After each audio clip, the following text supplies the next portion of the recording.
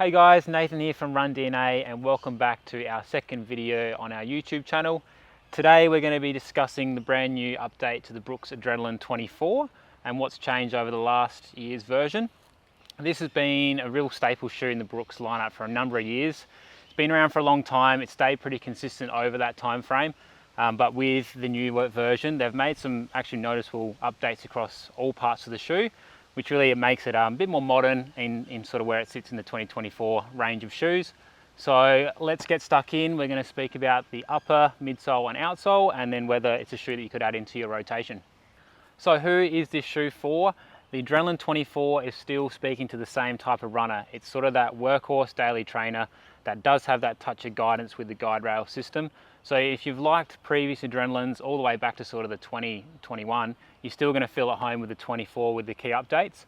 We've found this really versatile for a lot of people, a lot of runners, and also a lot of walkers as well, that wanting a little bit more of a durable, more traditional feel underfoot. And it also goes quite well into the gym sort of setting as well. We're seeing a lot of shoes go to really high stack height underneath the foot, which do lose their versatility going into that sort of walking and gym sort of setting. So this one still sort of ticks that box for a lot of people as well. Let's get stuck into some of the key updates. We'll start off with the upper. All right, jumping up to the upper of the Adrenaline 24, and it looks like an overall similar sort of shape and structure to the Adrenaline 23, but they've definitely opened up the forefoot with the air mesh through here, so it should be a bit more breathable. It's also noticeable how they've opened up the mesh through the midfoot as well, so you'll get a little bit more breathability across the whole shoe for your longer runs, which is going to be really good, especially in the Australian climate here. In terms of padding, like it's a similar sort of amount of padding around the heel collar as previous Adrenalines. So if you've really liked how it's fit around the back of the shoe, I think you're gonna have no issues here with the 24. Similar sort of padding as well through the tongue. There's no gusseted tongue through this shoe, which is a bit of a letdown from my point of view, but they have looped little loops through the tongue here. So it does act to sort of hold the tongue across the top of the foot there nicely. Brooks are also offering this shoe in all four widths for men's and women, so the narrow fit and also the wide and extra wide, and that's always been a really positive thing about this shoe. It does fit a lot of feet really well, so good to see that Brooks is still continuing with that width commitment across men's and women's, so it should be really nice fit wise for a lot of runners out there. All right, jumping down to underneath the shoe, the outsole, and quite a big change here. Brooks are using their Road Tack outsole, which is their new material that we've seen in a lot of their shoes recently. The Glycerin has received it, and also the Ghost. So the Adrenaline now gets that material on the outsole. It's got more coverage than the last Adrenaline, but they have reduced the thickness, so it's 1 mil thinner. So there's a little bit less outsole underneath, but I do think it complements the midsole really well, which we'll get talking about in a sec.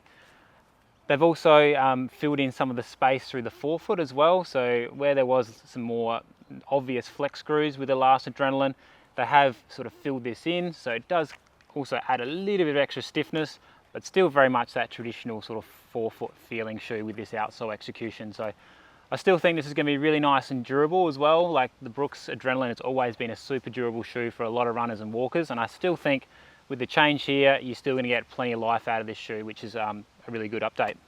There's 4 key changes in the midsole of the Adrenaline 24. So we're seeing DNA Loft version 3 through the whole length of the shoe, which is their nitrogen injected foam. Underneath we've got a wider base, so we've got a broader platform, and especially through the midfoot area there, it's a little bit wider, which is a nice change as well, because we are seeing 1 mil more stack across this whole shoe. So it still creates stability, given that we've gone up a little bit higher off the ground. And then the 4th change is these sidewalls. This is still Brooks's guide rail system, so it's a really unintrusive support system. It kind of comes into play when you need it, on the medial side and lateral side. And what we've also noticed that they've smoothed it out as well. It's not as sharp, I guess, and as aggressive. So if you've struggled with sidewalls that sort of come up into your arch a little bit, you're not really going to have that issue here. Same sort of thing with that lateral side. So it creates a smoother ride underfoot, which is a really nice complement to the midsole setup. All right, when I first put my foot inside the Adrenaline 24, straight away first feel is it definitely is softer underfoot, which for someone like me, I do appreciate a softer feel, which is nice.